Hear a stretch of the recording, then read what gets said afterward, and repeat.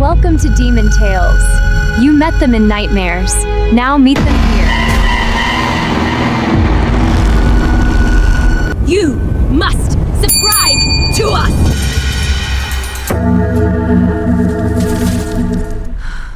Don't forget to click the bell icon, otherwise you will not survive!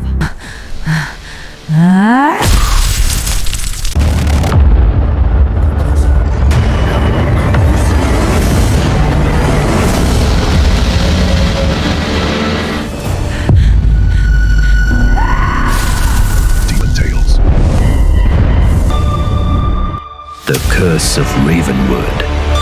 Maggie Hopper had always thought small towns were safe. She'd spent her life in Los Angeles, surrounded by noise and chaos, but believed isolation brought peace. When she got the job at the local historical museum in Ravenwood, Oregon, but behind, there was a quiet unease. She noticed how often doors and windows were locked, even during the day. She shared the apartment with Eliza Clark, a 27-year-old artist with dark hair and an almost unnerving calm. Eliza painted obsessively, filling sketchbooks with spiraling shapes, twisted birds, and strange humanoid figures.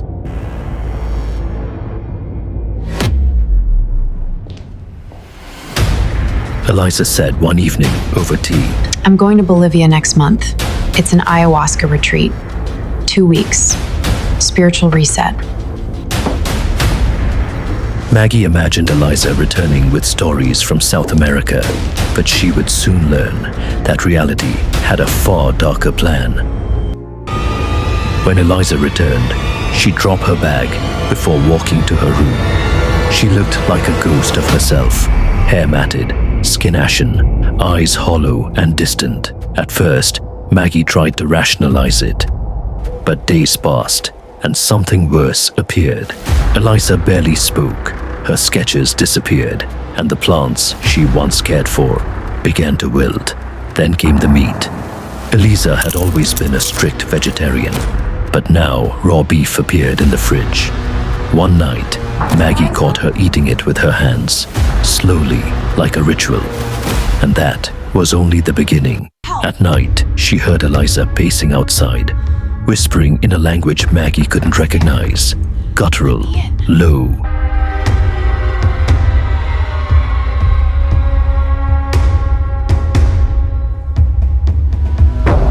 Then came the insects.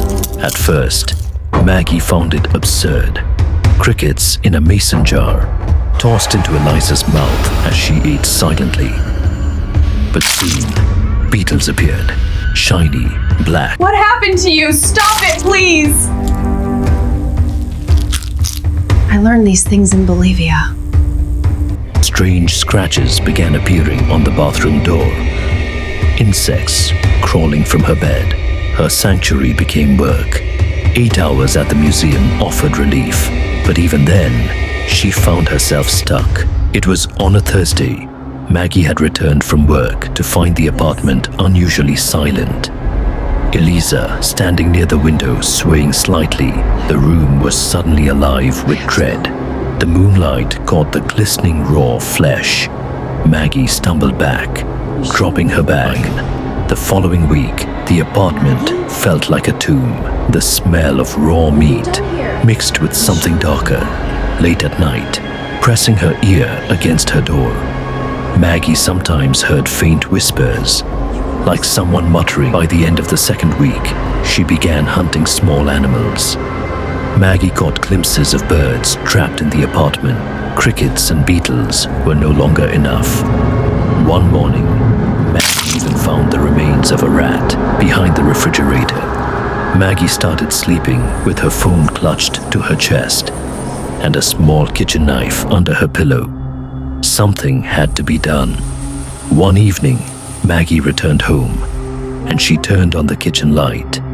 Eliza sat at the table. "Eliza, we need to talk," Maggie whispered. Eliza turned slowly. Maggie said, You're not well. Whatever happened in Bolivia, it changed you. You shouldn't worry, Maggie. It tastes like almonds if you chew slowly. Keep away from me!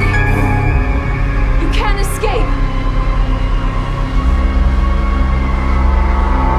The next day, Maggie discovered every mirror covered with thick dark cloth, and Eliza was no longer interested in reality.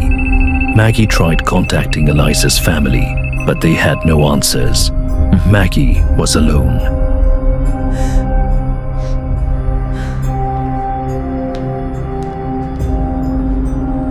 That night, she lay awake, listening. Then she heard it, scratching from Eliza's room, like nails digging into wood. Maggie saw Eliza crouched on the floor, surrounded by sketches. The once beautiful drawings were now twisted faces with screaming mouths and hollow eyes. Eliza carved into the pages with a knife. Maggie slammed her door and barricaded it with her dresser. Food began disappearing from the fridge. Meat, fruits, entire meals. The smell in the apartment became unbearable, a rotting, organic stench that seeped into Maggie's clothes and skin. One night, Maggie heard a scream that froze her blood. She didn't sleep that night. The next morning, Eliza sat in the kitchen eating again, something that moved slightly in the light. Eliza looked at her softly. "Do you want some?" "No," Maggie screamed, running to her room and locking the door. On the third night, Maggie called the police. Her door began to rattle. The door burst open. Eliza stepped inside, pale, eyes blackened, hair wild. In her hands, she carried a mask.